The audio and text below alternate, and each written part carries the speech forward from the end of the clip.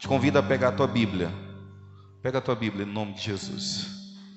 Glória a Deus.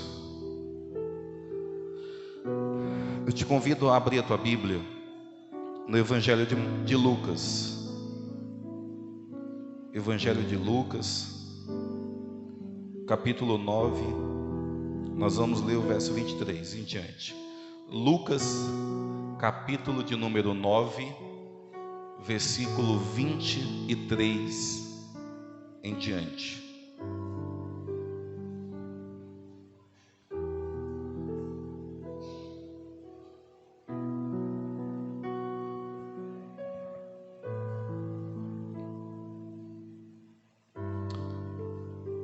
Quem achou, diga amém. Então vamos ler. Lucas, capítulo 9, versículo 23, diz assim: Jesus dizia a todos: se alguém quiser acompanhar-me, negue-se a si mesmo, tome diariamente a sua cruz e siga-me. Pois quem quiser salvar a sua vida, a perderá. Mas quem perder a sua vida por minha causa, este a salvará. Versículo 25. Pois que adianta o homem ganhar o mundo inteiro e perder-se ou destruir a si mesmo? Se alguém se envergonhar de mim e das minhas palavras, o Filho do Homem se envergonhará dele, quando vier em sua glória e na glória do Pai e dos anjos. Garanto-lhes que alguns que aqui se acham de modo nenhum experimentarão a morte, até verem o reino dos céus. Glória a Deus. Curva a tua cabeça em nome de Jesus. Curva a tua cabeça. Pai, amigo, Espírito Santo, nós precisamos ouvir tua voz. E eu me coloco, Deus, na tua presença, apenas como um instrumento e um vaso, onde o Senhor tem total liberdade, Deus, em falar aos nossos corações aquilo que o Senhor quer falar essa noite. Espírito Santo, seja bem-vindo no nosso meio. Tenha liberdade em falar o que o Senhor quiser ao nosso coração. Nós abrimos a porta do nosso coração essa noite e te convidamos. Pode entrar, Espírito Santo, pode entrar. Fica com cada um essa noite que quer a tua presença, Espírito Santo. Fica bem pertinho de nós. Ou melhor ainda, habita dentro de nós, ó Espírito Santo. Muito obrigado por essa noite. Fala conosco através da tua santa palavra. É isso que eu te peço, Deus. Eu te agradeço em nome de Jesus. Você pode dizer um amém para Jesus? Você pode dar um aplauso bem bonito para Jesus? Pode sentar em nome de Jesus. Senta. Glória a Deus.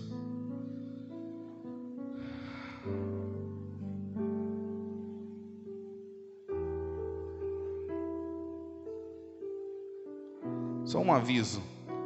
Dia 29, 30 e 31 do próximo mês agora, nós temos o Influência Jovem. Tá bom? Para toda a juventude que quer se encher mais de Deus, nós motivamos você a estar participando do Influência Jovem. Vai ser algo sobrenatural, tenho certeza. Então você, pai, invista na vida do seu filho, para que ele receba mais de Deus. Invista na vida dele. Sempre Deus, ele tem algo muito poderoso, sempre preparado nesses eventos de jovens. E eu quero que você que é jovem esteja lá recebendo aquilo que Deus tem para a tua vida. Amém? Glória a Deus. Mas eu tenho uma palavra hoje para nossas vidas, e eu quero que você possa se alimentar dessa palavra. O texto que eu li foi Lucas, capítulo de número 9, o versículo 23 em diante. Pode ficar, não precisa abrir a tua Bíblia não, mas eu quero ler novamente o versículo 23, que diz assim: se alguém quiser me acompanhar, a minha tradução está escrita, algumas traduções estão assim: se alguém quiser vir até mim, e continua dizendo, negue-se a si mesmo, tome diariamente a sua cruz e siga-me. O versículo 24 diz: pois quem quiser salvar a sua vida, a perderá. Mas quem perder a sua vida por minha causa, este a salvará. Palavras da boca do próprio Jesus, tá bom? Palavras da boca do próprio Jesus. Pastor, o que Jesus ele estava querendo dizer quando ele olha para os discípulos e ele faz essa indagação dizendo: olha, se alguém quiser me seguir, negue-se a si mesmo, tome a sua cruz e siga-me. Quem quiser ganhar a sua vida nessa terra, a perderá. Mas quem perder a sua vida por amor a Ele, por amor a Cristo, essa pessoa o salvará a sua vida. Uma coisa que eu entendi um tempo na minha vida é que quando nós decidimos entregar a nossa vida para Jesus, decidimos aceitar Jesus como nosso Salvador, é claro que Jesus ele tem muitas bênçãos para conceder na vida dos seus filhos. Isso aí é uma coisa que qualquer pessoa que veio para Jesus sabe que a sua vida ela foi transformada em muitas áreas, porque Deus ele tem disso. Uma pessoa que chega por aquelas portas com um casamento destruído, é claro que a vontade de Deus é restaurar a família dessa pessoa. E se essa pessoa abre o coração para Deus, Deus o que ele faz? Ele restaura a vida dessa pessoa. Se alguém entra por aquelas portas, aceita o Senhor, decide entregar sua vida para Jesus e entrou como um viciado, um dependente químico, é claro que é a vontade de Deus libertar essa pessoa e fazer essa pessoa uma pessoa sã, que nunca mais use droga. Deus ele tem sim muitas bênçãos em todas as áreas para a vida daquele que entrega a sua vida para Ele. Eu até penso que Deus ele é bom até demais. Pastor, Deus ele é bom até demais, porque Deus ele faz coisas na nossa vida que, se nós formos verdadeiros, nós vamos entender que nós nem merecíamos aquilo que Deus ele faz. Pastor, nós nem merecíamos, não. Nós não merecíamos. Existe tanta coisa que Deus ele faz na minha vida e na tua vida, que se fosse por merecimento, eu quero que você entenda essa noite, você nunca ia merecer aquilo que Deus ele fez. Nunca ia merecer. Mas Deus ele é tão bom e é bom até demais, que Deus ele decide abençoar, Deus ele decide libertar, Deus ele decide fazer coisas grandiosas na vida daqueles que entregam a sua vida para Ele. Eu te pergunto essa noite, é bom ou não é servir esse Deus? Um Deus que é bom até demais, que concede para a nossa vida aquilo que nós nem merecemos a Ele, ainda assim Ele nos dá. Então eu posso concluir uma coisa: é um privilégio servir a Deus. É um privilégio eu dizer que o meu Deus é Jesus Cristo. Eu não sei o teu, mas o meu Deus ele se chama Jesus Cristo. Quantos aqui tem Deus como Jesus Cristo? Então você está servindo o mesmo Deus que eu. E eu entendi um tempo na minha vida que é uma honra servi-lo. É um privilégio. Eu merecia tudo que é de ruim, e Ele me dá tudo que é de bom. Glória a Deus por isso. Mas eu quero chegar essa noite a um ponto que eu quero que você entenda. Uma pessoa que faz, por exemplo, alguém que faz o bem para você, um homem ou uma mulher que um dia praticou um bem muito grande e poderoso para ti, fez algo assim na tua vida que você jamais esperava que uma pessoa faria. Qual o sentimento que você teria para essa pessoa? Gratidão. Você teria um sentimento de gratidão. Você não seria uma pessoa ingrata com alguém que te fez o bem.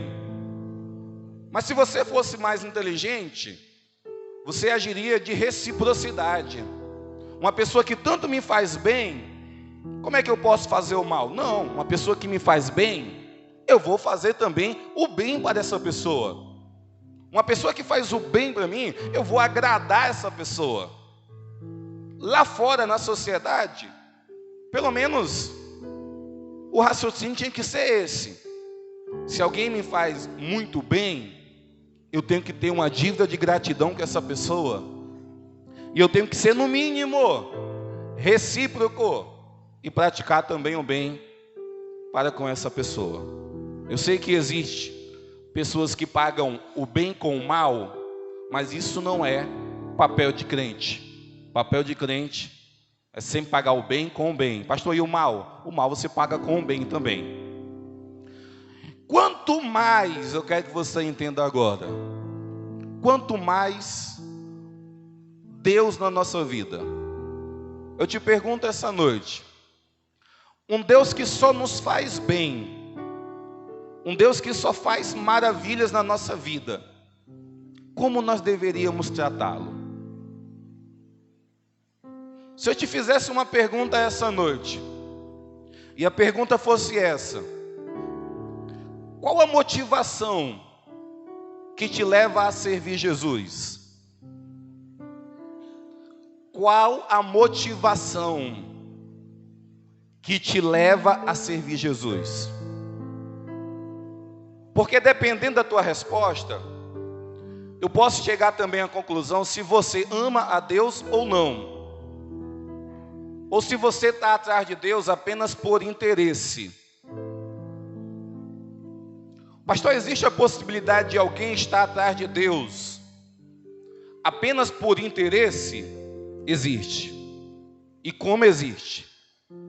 E se eu fosse colocar em dados estatísticos, eu diria que a grande maioria das pessoas que frequentam um ambiente de igreja, um ambiente de culto, uma grande maioria, elas estão ali apenas por interesse naquilo que Jesus pode fazer na vida delas. Mas eu quero que você entenda uma coisa. Pelo menos quando você entrega a tua vida para Jesus, no primeiro momento que você entrou por aquelas portas, precisando de uma cura, precisando que Deus entrasse na tua vida financeira, precisando que Deus restaurasse o teu casamento, precisando que Deus ali fizesse algo no teu interior, te desse paz, pelo menos no primeiro momento que você entrou com essa intenção, é válido, é normal. Pastor, o senhor está dizendo que no primeiro momento que eu vim para a igreja, que eu entreguei minha vida para Jesus, e eu vim para a igreja porque eu estava todo lascado, porque o diabo estava me pisando na minha vida e estava esmagando. Eu falei, cara, eu não quero isso não, eu vou para a presença de Deus. Isso é um motivo de interesse. Ou não é? É um motivo de interesse. Mas eu quero te dizer uma coisa essa noite. No primeiro momento é normal. É normal. Eu vim para Jesus em um momento de dor. É claro que existe um verso, eu ia falar o contrário. Não existe esse verso na Bíblia. Quem não vem pelo amor, vem pela dor. Isso não é versículo bíblico. Mas existe sim um princípio. A maioria das pessoas que elas vêm até a presença de Deus, posso te dizer com toda a verdade, elas vêm pela dor. Pela dor. Não vou ser hipócrita de falar que alguém que está lá no mundo hoje, ganhando dinheiro, tendo condição de comprar aquilo que ele quiser comprar, curtindo todas as noites, eu não vou dizer que essa pessoa, ela está lá, cheia de dinheiro no bolso, dentro de uma boate hoje, e está lá chorando, falando, rapaz, eu queria ir para a igreja. Não. Ele está curtindo a vida dele. Por quê? Porque ele tem aquilo que é bens materiais. Mas deixa, por exemplo, uma pessoa dessa contrair um câncer, contrair uma AIDS. Aí você vai ver muitas pessoas fazendo o quê? correndo para os pés do Senhor. Existe um ditado que fala que perto da morte, todo ateu se converte a Deus. Ou então diante de um perigo, todo ateu, aquele que não crê em Deus, quando ele está diante de um perigo, ele se torna crente. Ele se torna crente. Mas tem que existir o perigo e tem que existir a dor. E no nosso caso não foi diferente. Na maioria daqui, você veio pela dor, porque tu estava lascado. Alguns aqui eram aqueles pé inchado de boteco de esquina. E se tu continuasse naquela vida, não existia outro caminho para você, a não ser você morrer de cirrose. Outros aqui estavam enveredados no mundo das drogas.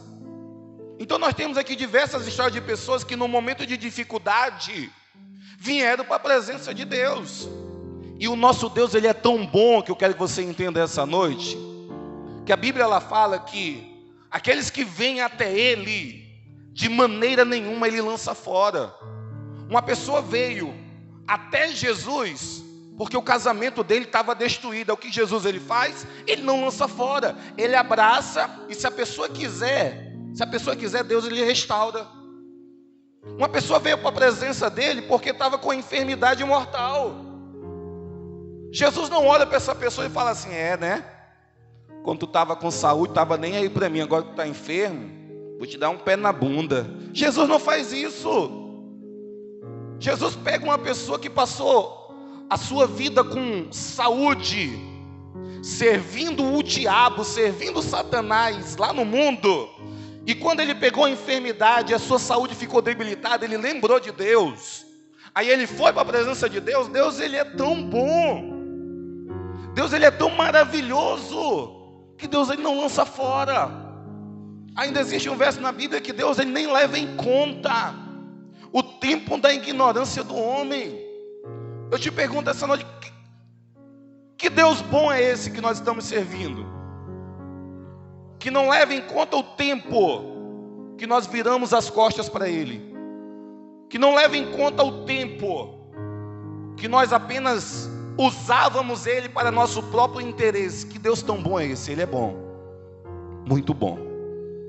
Mas eu quero que você agora entenda isso no nome de Jesus. Depois de um tempo que você está na igreja, depois de um tempo que Deus ele começou a trabalhar na tua vida, aí Deus ele curou a tua enfermidade. Deus ele curou a enfermidade da tua alma. Deus ele abriu a porta de emprego para você. Portas foram abertas e você agora começou a prosperar. Você veio para a presença de Deus, Deus ele restaurou teu casamento.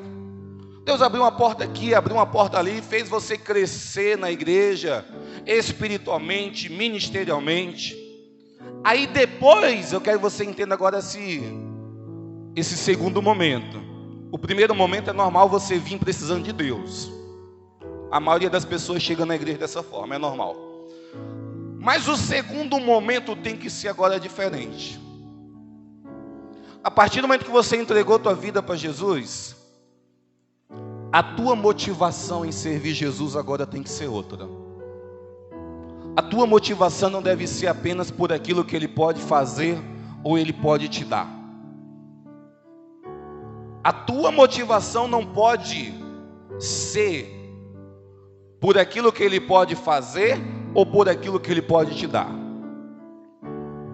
É por isso que eu perguntei agora para nós: qual a verdadeira motivação que você tem em servir a Deus?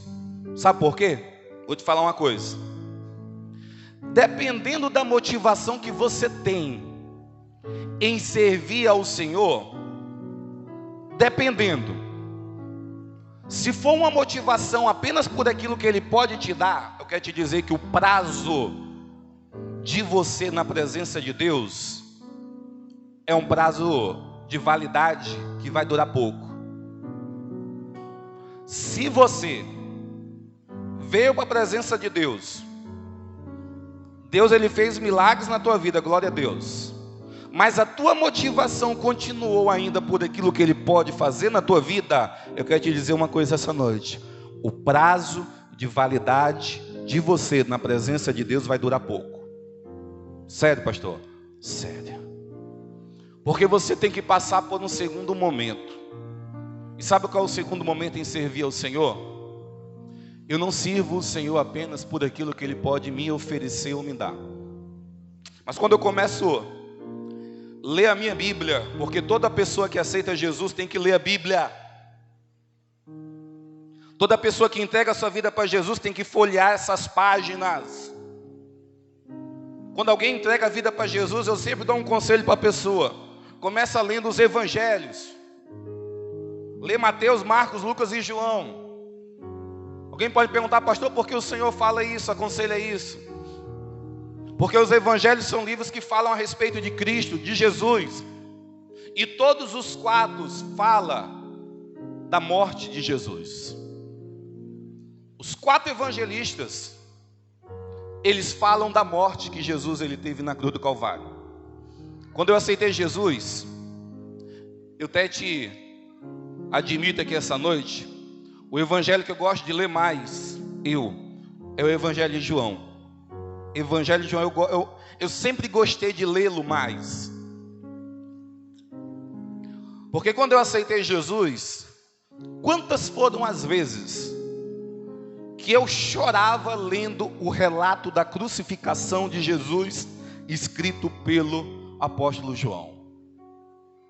Eu chorava, e eu entrava na via dolorosa, eu entrava na cena ali, Jesus carregando a cruz, e eu chorava, e eu ficava, depois de ler toda a cena, ler toda aquela narração, eu ficava pensando, meu Deus, isso tudo que o Senhor fez foi por mim, Deus.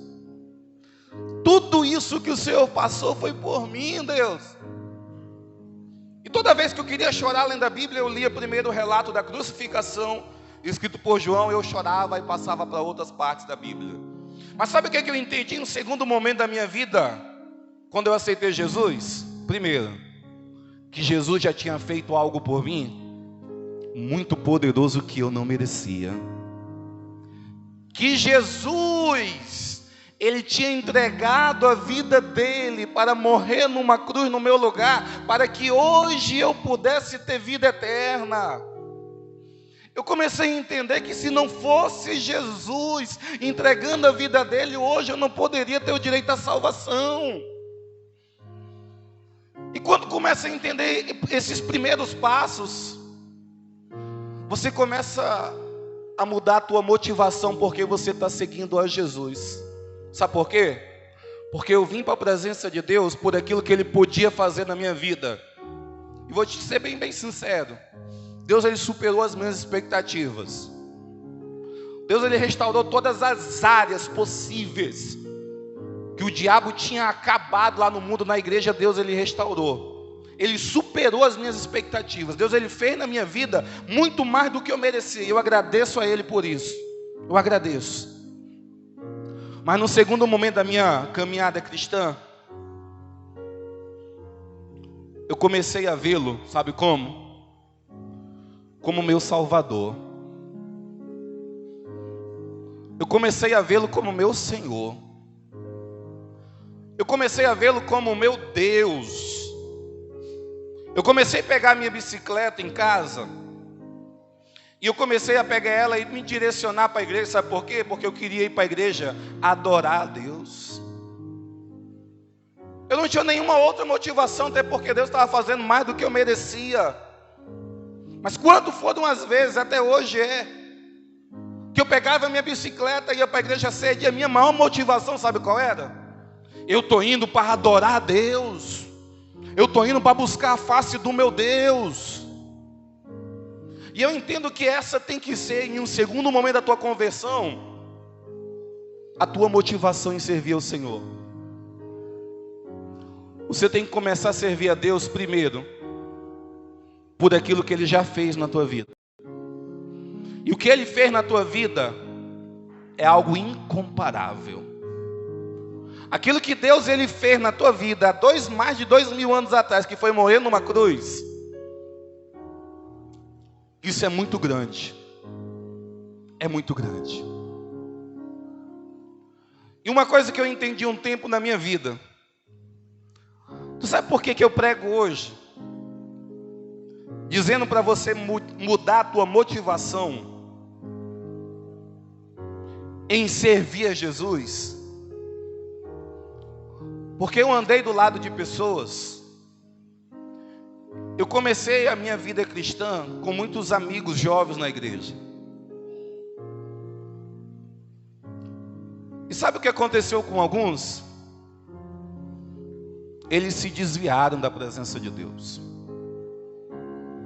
Eu conheci várias pessoas hoje que sentaram na cadeira do lado da minha na igreja, cantaram o mesmo hino que eu, levantaram as mãos igual eu para adorar a Deus, mas chegou um tempo na vida deles que eles desistiram de largar Jesus e desviaram e foram para o mundo. Uns até hoje não voltaram. Outros, infelizmente, morreram no mundo sem Jesus. Mas a minha grande interrogação que ficava na minha cabeça, sabe qual era? Eu me perguntava: Deus, por que essa pessoa não continuou? Por que essa pessoa não prosseguiu comigo, Deus? Pessoas que eu me relacionava na minha juventude na igreja, eu falei: mas Deus, por que essa pessoa não continuou igual eu continuei? Eu não sei se alguém tem esse sentimento aqui, mas pastor passa por muito disso, pastor. Mas um dos sentimentos piores na vida de pastor, sabe o que é? É pessoas que hoje estão andando do teu lado, servindo ao Senhor. Em um dado momento na sua vida, eles decidem sair da presença de Deus. Eu vi diversas pessoas. Teve um tempo na nossa igreja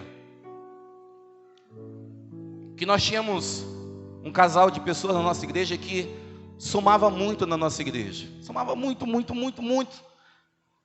Pense num casal assim que eu contava muito.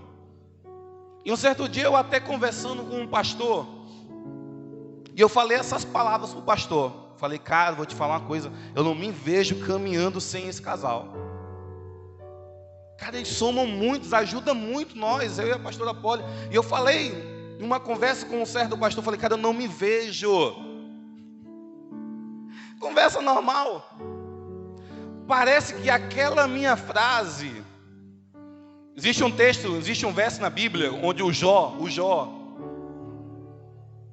ele cita um verso lá no livro de Jó, dizendo assim: aquilo que eu mais temia, me sobreveio. O Jó citou isso, quando tudo de mal começou a acontecer com ele, ele citou: aquilo que eu mais temia, me sobreveio.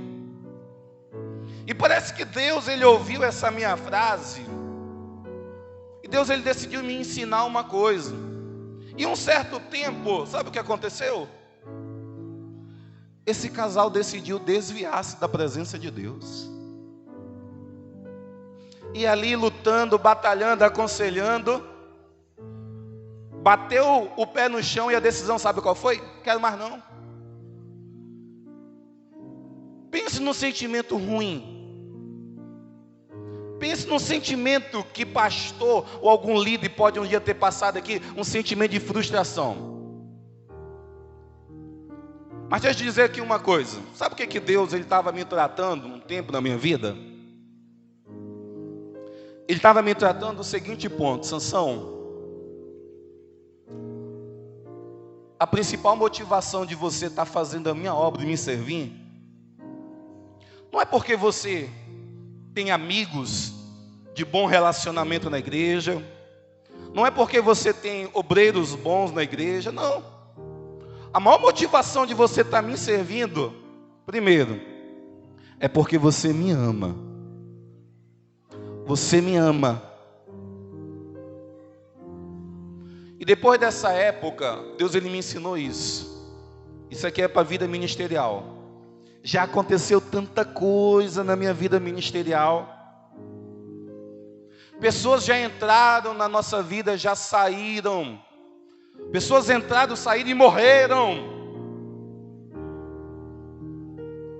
E sabe como é que eu fiquei e continuei? Servindo ao Senhor Jesus. Servindo ao Senhor Jesus. Mas sabe o que eu entendi também? Vou ser bem sincero com você aqui essa noite. Eu entendi um tempo na minha vida por que as pessoas desistem. Pastor, o que o senhor entendeu? As pessoas desistem de Deus porque suas motivações, elas estão erradas em servir ao Senhor. Uma das motivações erradas em servir o Senhor, sabe qual é? Sentimento.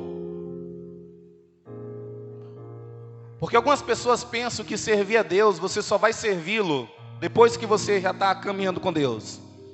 Você só vai servir quando você sentir alegria no teu coração.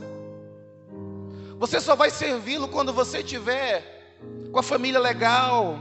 Você só vai servir quando você estiver ali tendo um relacionamento bom na igreja. Quando tudo estiver bem, aí você está servindo ao Senhor. Mas quando muda de estação na vida do homem e da mulher, que você sai, por exemplo, de uma primavera e entra no inverno brabo, aquele inverno de um frio brabo, aonde até o teu interior, os teus sentimentos, ele muda. Não sei se você sabe, mas no inverno, o maior índice de suicídio é em países aonde o inverno é muito brabo, onde existe um frio muito intenso. Não sei se você já percebeu, por exemplo, em um dia nublado de frio, aqui não faz tanto, mas já fez alguns, mas num dia nublado de frio, tu sai assim e olha para o céu, cara, dá um sentimento assim meio de tristeza, tô olhando aquele céu nublado, frio, as coisas parecem que estão mortas. Existe essa pesquisa. Em países onde o frio é muito grande, esse sentimento de tristeza ele é maior. Mas na vida do homem, quero que você entenda esse princípio. Existe a primavera, que é aquele período onde existe um sol ameno, não tão quente como o verão, mas existe sol. Mas existe brisa. As árvores estão com flores. Algumas estão dando frutos. Onde você olha, você vê vida, você vê pássaros em cima da árvore, você vê pássaro cantando, tudo que é vida você vê na primavera. E o tempo da primavera é bom na vida do homem. E sabe o que acontece? Muitas pessoas servem a Deus apenas na primavera, não sabendo que as estações elas mudam. Em Rondônia não tem as 4 estações, mas vai no sul. O sul do Brasil ele tem as 4 estações. Um tempo vai ser verão, outro vai ser inverno, outono, primavera, ele fica mudando. E na vida do homem é da mesma forma. Nem sempre a nossa vida vai ser só a primavera.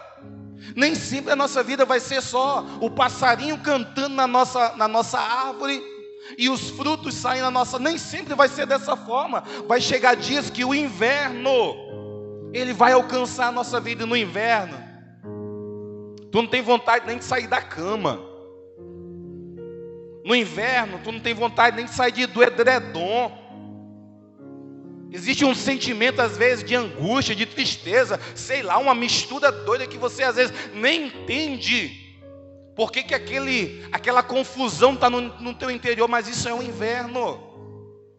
Aí começa a acontecer algumas dificuldades, aí começa a acontecer algumas intrigas no meio da igreja, de você com outra pessoa. Aí você começa a passar por algumas batalhas na vida, algumas portas se fecham, alguns não você ouve. Aí sabe o que algumas pessoas fazem? Botam culpa em Deus. Por que Deus não faz isso? Por que Deus não faz aquilo? Tu sabia que muitas das atitudes que nós tomamos, nós não falamos com palavras. Porque eu sei que existem pessoas que jamais vão falar assim: ah, a culpa da desgraça na minha vida, Deus, é tua.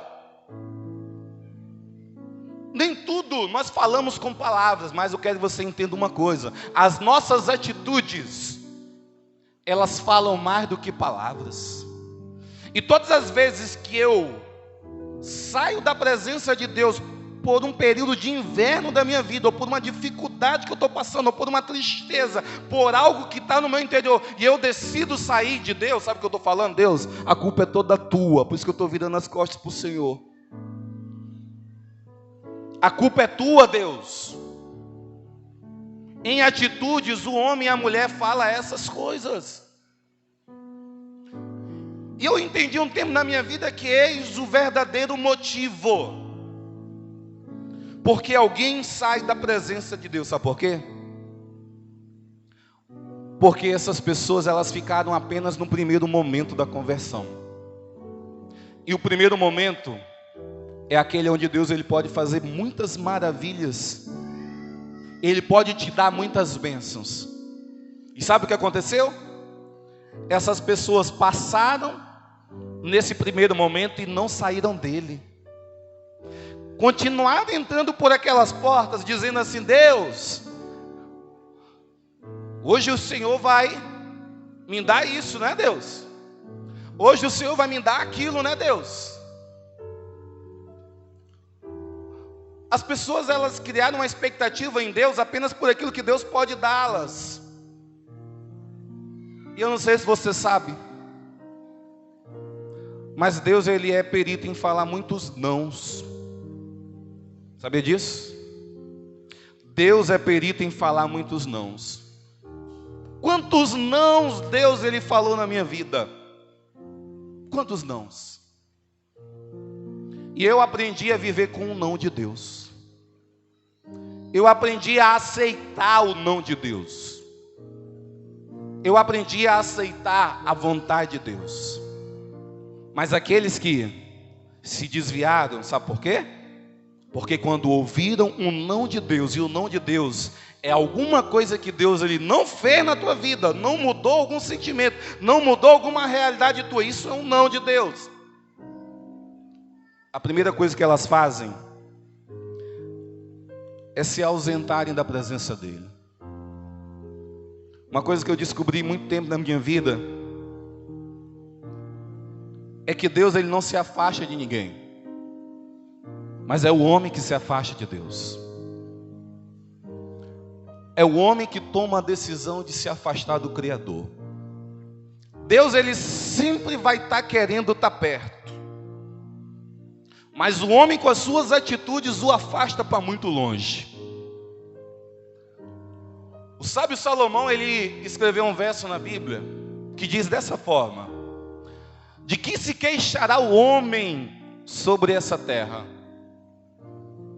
De que se queixará o homem sobre essa terra? E ele termina dizendo: o homem se queixa dos seus próprios pecados.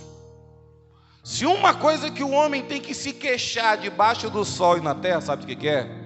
Dos seus próprios pecados. Então eu entendi um tempo na minha vida que a minha motivação em servir ao Senhor, mesmo Ele dizendo não para algumas coisas que eu quero, mesmo não acontecendo aquilo que eu queria que acontecesse, eu devo continuar servindo. Eu devo continuar servindo até mesmo quando eu passar pelo inverno da minha vida. Quando eu estiver passando pelo inverno da minha vida, tem que ser o momento onde mais eu tenho que buscar a presença e a face de Deus. Uma coisa que nós não temos que ser, sabe o que é? Sermos motivados por sentimentos em servir ao Senhor. Se eu for motivado por sentimento em servir ao Senhor, eu só vou servi-lo no dia que o meu sorriso estiver de orelha a orelha. Porque num dia que o meu sorriso ele não estiver tão grande, eu não sei se você é ser humano como eu, mas teve dias na minha vida que parece que tudo deu errado. Pastor, isso acontece na vida de crente ou isso acontece? De manhãzinha você já começa o teu dia e algumas coisas não começam a andar da forma que você planejou. Você levanta, o pneu da moto está furado, o pneu da bicicleta está furado.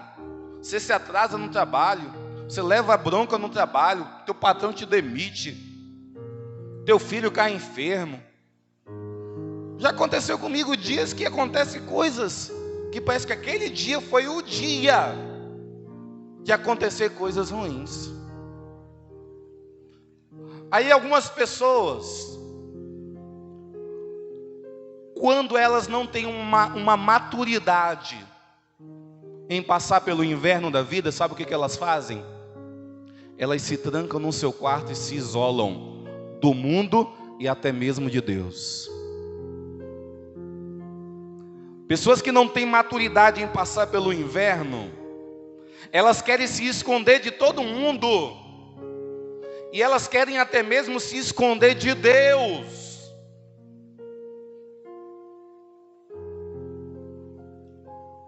Elas fazem igual o Jonas, querem comprar uma passagem e ir para o lugar mais distante que existe, pensando que podem fugir de Deus. Mas sabe qual é a diferença daqueles que permanecem, assim como eu, que já passei por dias onde tudo deu errado? É que no final do dia eu sempre fiz aquela oração: Deus, parece que hoje tudo deu errado. Mas eu aprendi um verso na Bíblia que diz dessa forma, o apóstolo Paulo, ele dizendo que todas as coisas cooperam para o bem daqueles que amam a Deus. Eu aprendi um verso, esse verso há um tempo da minha vida. E quando tudo sai fora do meu controle, daquilo que eu tinha planejado, eu lembro desse versículo: todas as coisas cooperam para o bem daqueles que amam a Deus. E uma coisa que eu quero que você entenda essa noite, sabe o que é? É que Deus, ele está no controle de todas as coisas. É que Deus, ele nunca sai do controle de nada. Um Deus que quando, por exemplo, você olha na natureza, um dos sinais perfeitos do controle de Deus, sabe onde é que está? Na natureza, nos planetas. Não sei se você sabe, mas o Sol ele está no limite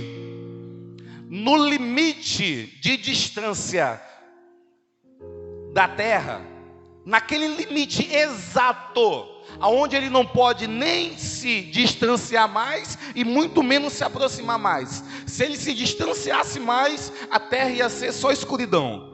Se ele se aproximasse mais, ele mataria todo mundo queimado. O Sol, ele está exatamente no limite. Sabe quem colocou esse Sol lá? Deus. Sabe por quê? Porque Deus, ele está no controle de todas as coisas. É uma indagação dos salmistas. Como é que um planeta, não sei se você sabe, mas no planeta Terra, ele é no formato de circunferência. O planeta Terra, ele é redondo. E para aqueles que não sabem, o planeta Terra, ele flutua. Se um dia, quando você for no espaço sideral e você olhar para a Terra, você vai perceber que a Terra é uma pequena bola flutuando em todo o universo. Quando você for lá, você vai ver que eu estou falando a verdade. Pelo menos eu um dia vou ter esse privilégio. Alguém pode perguntar: pastor, o senhor está estudando para ser astronauta? Não, eu nunca vou ser astronauta. Mas sabe por que um dia eu vou ver a Terra lá de cima? Porque existe um verso na Bíblia que fala que quando Jesus ele voltar para buscar a sua igreja, ele vai voltar nos ares. ele não pisará nessa terra. A igreja que subirá até Jesus nos ares. Pode ser a minha oportunidade. Falar, não, deixa eu olhar aquilo que alguns, não são todos. Apenas um brasileiro, não sei se você sabe, apenas um brasileiro foi o ministro do Bolsonaro, que ele foi numa missão espacial, e ele é o único brasileiro que conseguiu ver a Terra lá de cima, na sua circunferência redonda.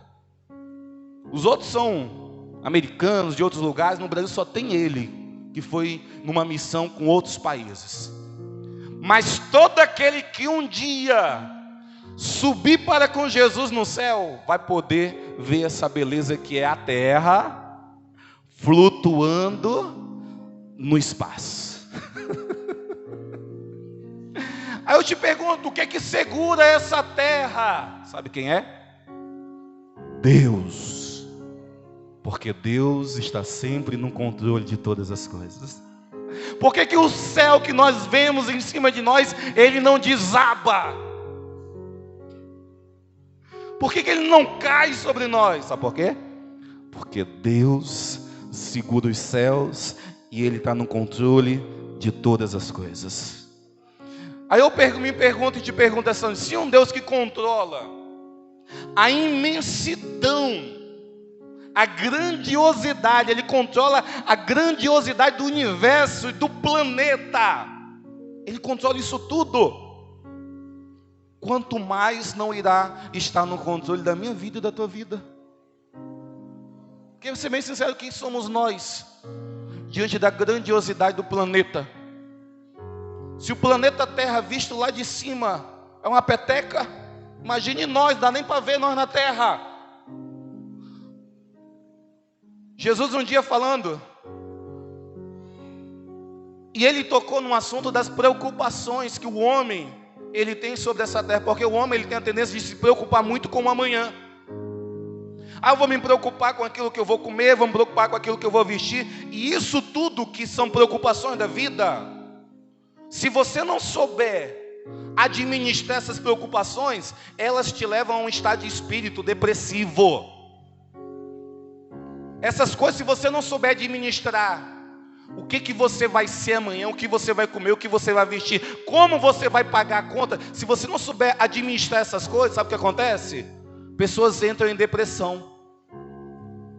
Tamanha é a preocupação delas com o pagamento de alguma conta, tamanha é a preocupação delas com o que vai ter, se vai ter ou não o que comer na mesa.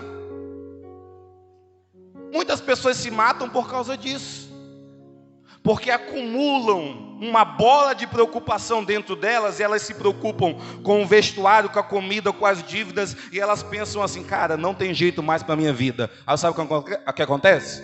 Muitos tiram a sua própria vida. Mas sabe o que é isso? Falta de crer naquilo que Deus pode fazer na sua vida. Jesus um dia, ensinando sobre a ansiedade e a preocupação, ele olha para os discípulos e fala assim, por que você se preocupa com o amanhã? E ele agora começa a dar uma ilustração. Olha, você está vendo os passarinhos? Eles não têm casa, eles não têm, aonde morarem, eles não têm vestes, não têm vestuários. Aí Jesus começa a falar assim, mas os passarinhos, Deus todos os dias os alimenta. Deus ele coloca até mesmo roupa nos passarinhos, que são as suas penagens. Jesus chega a dizer que nem Salomão, em toda a sua glória, se vestiu como um deles. Aí ele termina dizendo, olha, se Deus cuida até dos passarinhos que estão na natureza, quanto mais não cuidará de vós, que é filho. E às vezes nós ficamos muito preocupados, meu Deus, como é que eu vou fazer isso? Meu Deus, como é que eu vou pagar aquilo? Aí essas preocupações tristes, angustiados, o que nós fazemos? Nos isolamos das pessoas e de Deus. E uma coisa que Deus manda nós fazemos, sabe o que é? Colocar as nossas preocupações e ansiedades nas mãos dele. O apóstolo Pedro deu esse conselho: lançai sobre o Senhor, apóstolo Pedro falando, toda a vossa ansiedade. Algumas traduções, toda as vossas preocupações. Só faz isso, sabe quem? Quem entende que Deus está no controle da sua vida. Quando alguém entende que Deus está no controle da sua vida, eu entendo que o amanhã,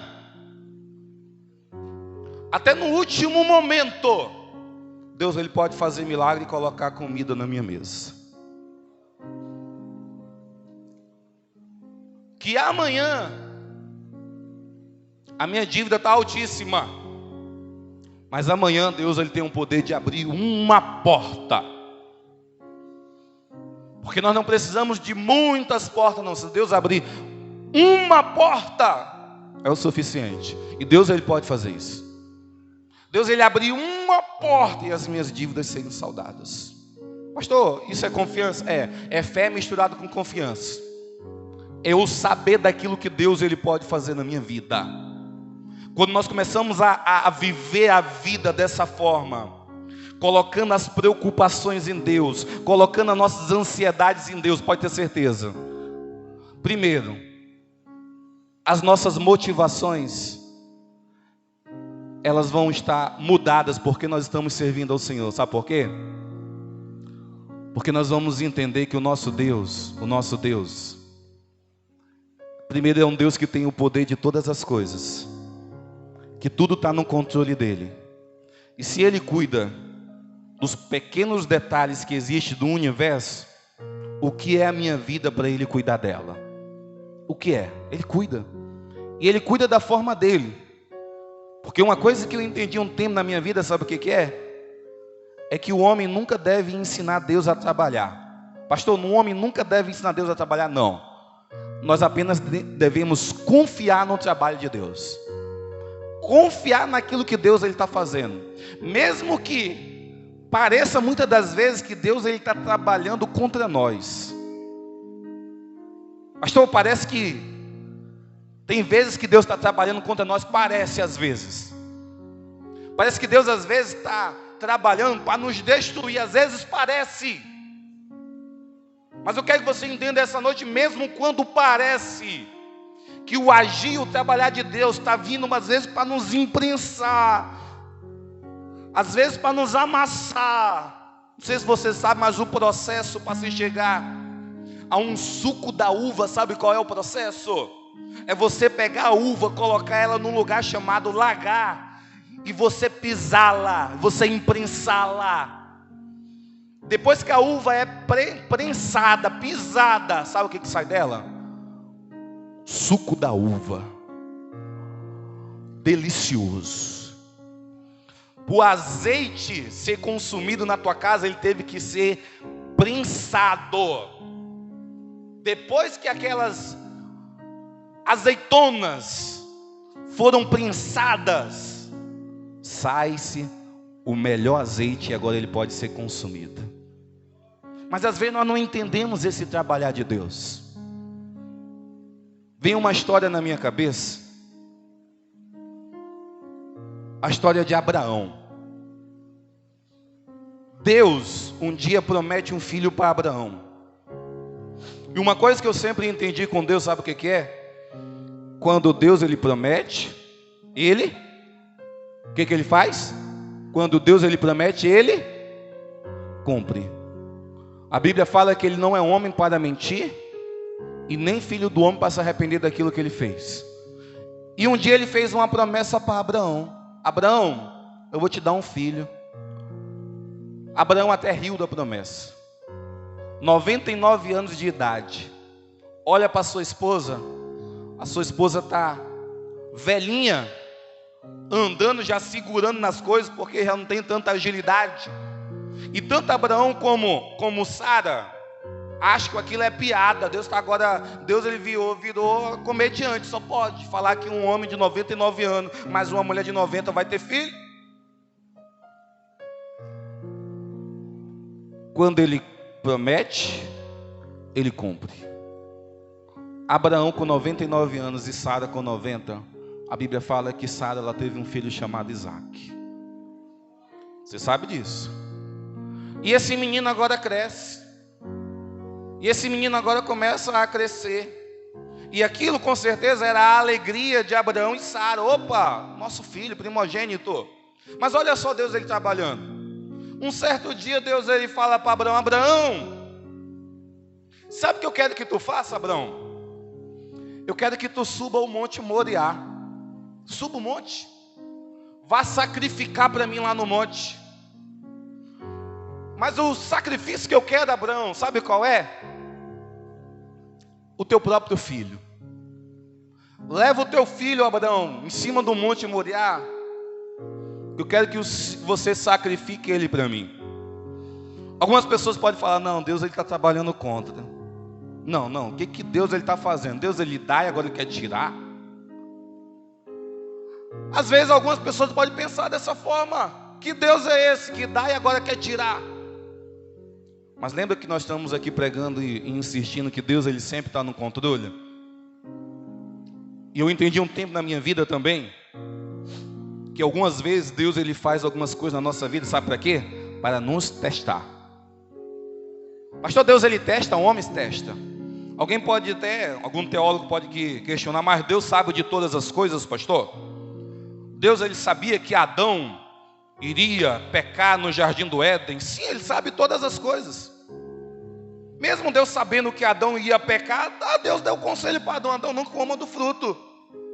Não coma.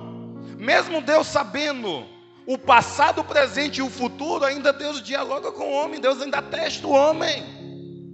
E Deus ele faz isso na vida de algumas pessoas. E eu sei que tem pessoas que não passam no teste de Deus.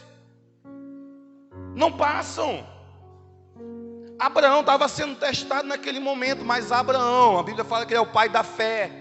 Alguém que nós devemos nos espelhar em questão de fé em Deus. Sabe o que a Bíblia fala? Abraão, sem indagar. Porque uma coisa que eu quero que você entenda com Deus, sabe o que é? É quando Deus manda algo para nós fazermos, nós não devemos indagá-lo e perguntarmos o porquê. O que Deus manda nós fazer, nós temos que apenas que obedecê-lo. É obedecer. A obediência. A Bíblia fala que é melhor do que você se cortar, que é sacrifício. O Abraão ele decidiu obedecer, e lá vai ele, levando alguns servos, os servos levando madeira, levando Isaac agora, eu imagino até Isaac também levando madeira, subindo o monte Moriá. Em dado momento Isaac olha para o pai e pergunta: pai, nós vamos sacrificar, né? Mas cadê o cordeiro que eu não estou vendo, pai? Cadê o cordeiro? E uma das frases, dos versículos mais bonitos que saiu da boca de Abraão, sabe qual foi? É que quando Isaac ele indaga Deus, fala assim: pai, cadê o cordeiro? Isaac indaga o pai dele: pai, cadê o cordeiro? Não estou vendo, pai. O Abraão olha para o seu filho e fala assim: filho, Deus proverá o cordeiro para si. Tu sabe o que Abraão ele estava dizendo naquele momento? Sabendo, Abraão já sabia que quem era o cordeiro, quem era o sacrifício, sabe quem era? Isaac. Mas o versículo bíblico fala assim: olha, Deus providenciará o cordeiro. Deus vai fazer alguma coisa, mas eu vou obedecê-lo. Sabe o que Abraão ele estava dizendo? Vou te falar bem reto. Quando Abraão fala assim, Deus proverá, a confiança de Abraão estava tanto em Deus. Abraão sabia que Deus ele estava no controle de todas as coisas. E Abraão conhecia o Deus a qual ele servia, e sabia que o Isaac era o filho da promessa. E se Deus ele estava pedindo como um teste o Isaac, que era o filho da promessa, Deus ele teria sim o poder de até mesmo ressuscitar Isaac depois que ele tivesse morto. O Abraão ele estava subindo aquele monte, sabe qual era a confiança dele? Deus mandou fazer, eu vou fazer, mas a minha confiança é que Deus, Ele vai prover um cordeiro para esse sacrifício. E se eu chegar ao ponto de sacrificar o meu próprio filho, o Deus é tão poderoso a qual eu estou servindo, que Ele pode até ressuscitar, que Ele vai ressuscitar esse meu filho que é o Isaque. Essa era a fé de Abraão. Era essa a fé dele. Você conhece a história? Quando Abraão está prestes para sacrificar Isaque, Deus fala: basta, Abraão, você já passou no teste. Nas minhas palavras, você já foi aprovado. Tira o Isaque daí, olha para o lado, o cordeiro está bem ali, pode sacrificar.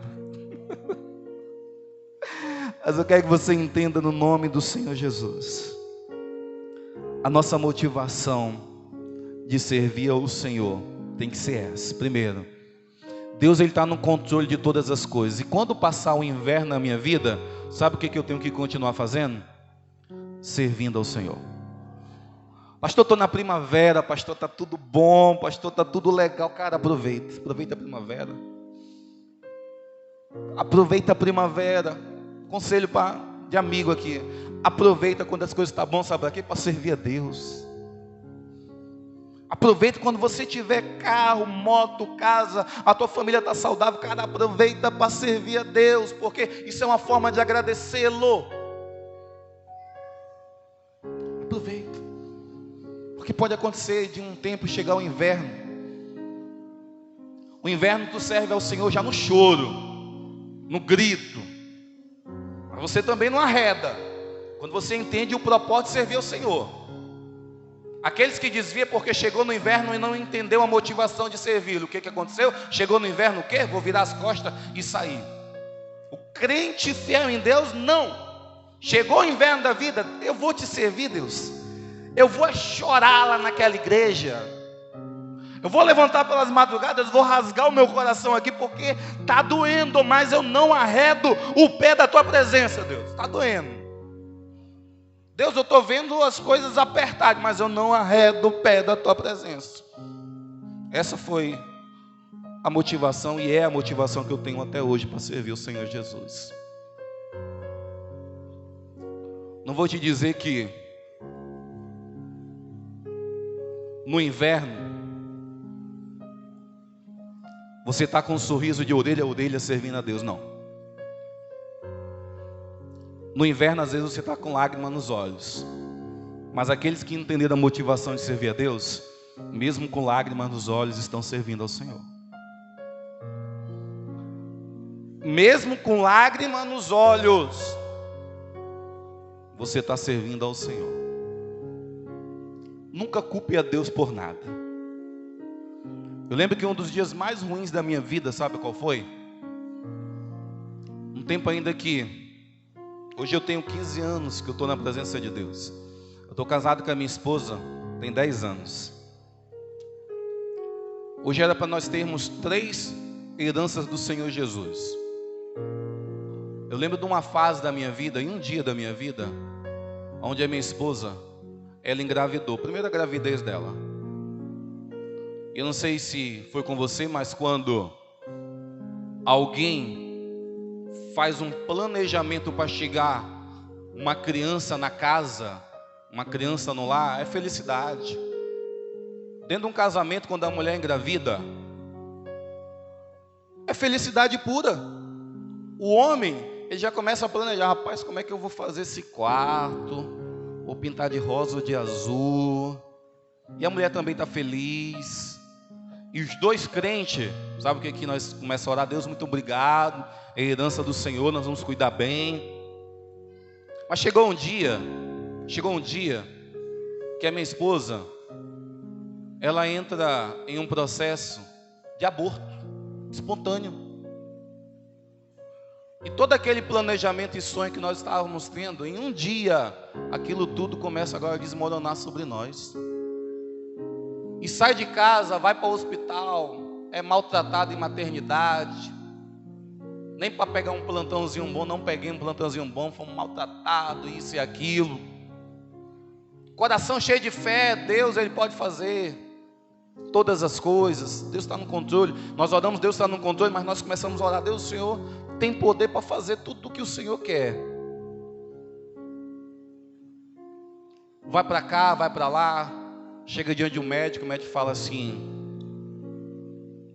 eu quero encaminhar a tua esposa para fazer, aquelas mulheres que sabem a nomenclatura, é o nome que se chama curetagem.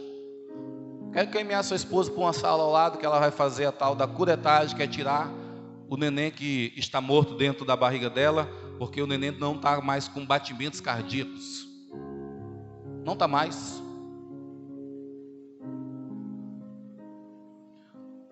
Eu pego a minha esposa de dentro da sala daquele médico e falo assim: Deus, não vou ficar aqui não. Nós fomos tão maltratados que eu falei, isso aqui, isso deve estar, o exame foi mal feito, com certeza. E eu consigo sair de dentro de uma maternidade com a minha esposa com essa notícia que ela estava com um neném morto dentro da barriga dela. Eu vou para casa.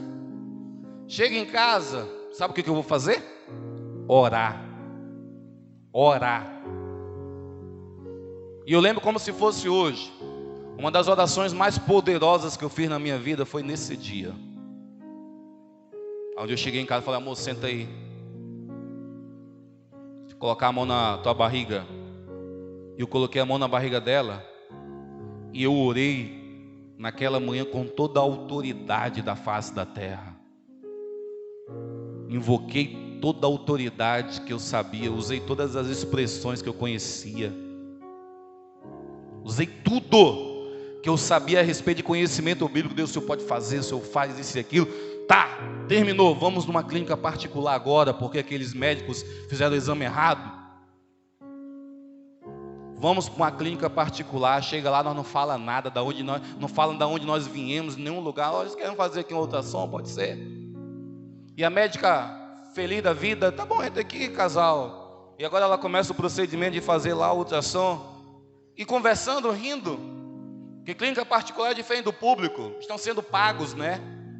E ali eles fazem com alegria, olha para você, tira graça, conta piada. E agora a médica lá fazendo o procedimento, de repente o semblante dela cai. E quando o semblante dela cai, já fico pensando: meu Deus, o que é? E ela começa a falar: mãezinha, tem uma coisa para te falar. Mas o teu neném não está com batimentos cardíacos. O teu neném, ele não está vivo. Vá rápido para a maternidade para fazer algum procedimento. Lembra que horas antes eu tinha feito uma oração poderosa, mas poderosa.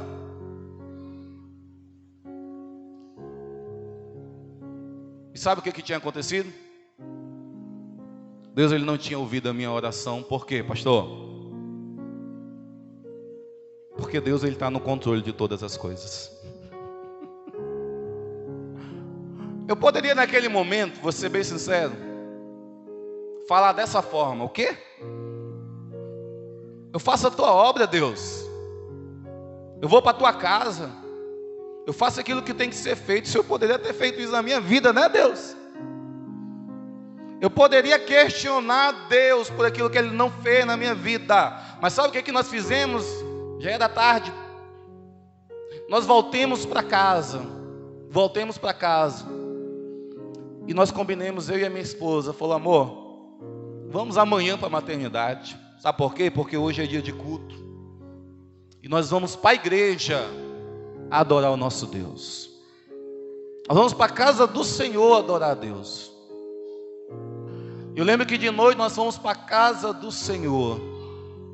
Eu lembro que a minha esposa pega a oportunidade naquela noite, ela canta um louvor a Deus, adorando a Deus, agradecendo a Deus, porque Deus, Ele está no controle de todas as coisas. E eu num banco, orando e agradecendo a Deus, Deus, o Senhor está no controle de todas as coisas, ó Deus. Não vou murmurar, não culpo o Senhor por nada, porque o Senhor sabe todas as coisas. No outro dia fizemos todos os procedimentos que tinha que ser feito. Mas em momento nenhum eu olhei para Deus e falei assim: Deus, eu vou me desviar, sabe por quê? Porque o Senhor fez algo, o Senhor não fez aquilo que eu queria, não. Em um dia de inverno eu olhei para minha esposa e falei assim: amor, nós vamos adorar o nosso Deus. Nós vamos precisar fazer o quê? Buscar a face do nosso Deus.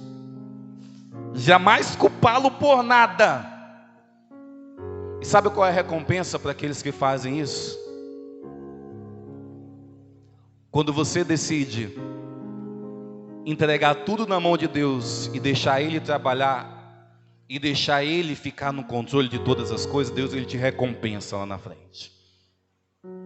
Aí hoje você olha para um menininhozinho que fica correndo aí, não sei como ele está quieto agora, mas é uma benção que o Senhor me deu. Você olha para uma menininha que às vezes está dançando aqui na frente, a Letícia, sabe o que é? É uma benção que o Senhor me deu. Isso é dizer que Deus está no controle.